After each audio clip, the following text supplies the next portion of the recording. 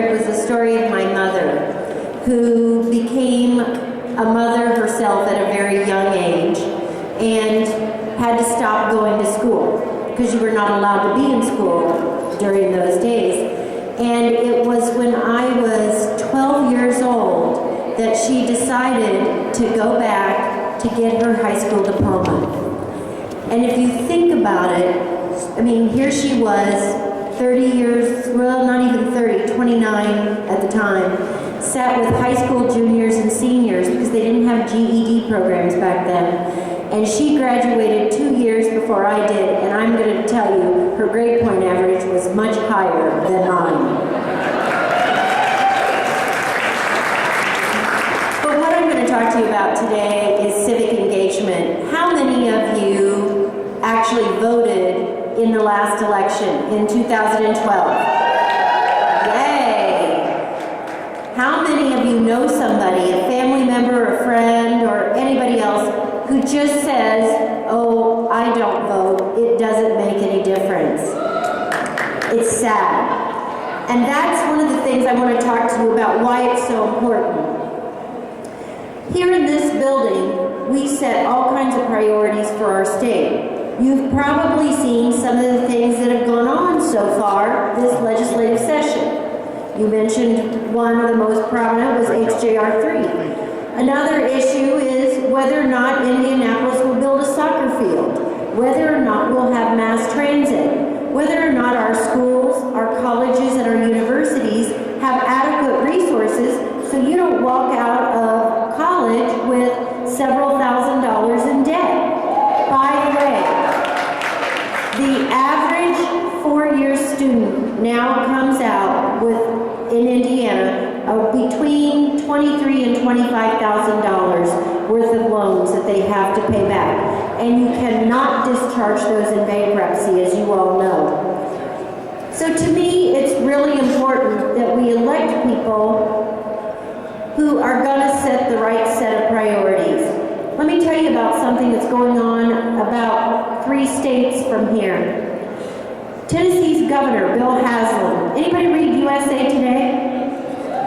Do you know he has approached their General Assembly and said, anybody who wants to go to a 2-year community college in our state will go for free. For free!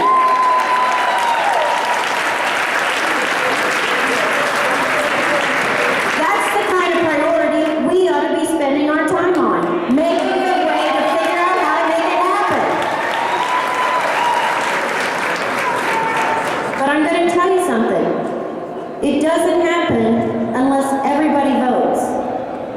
And everybody votes with those folks that they think will best represent their needs and priorities.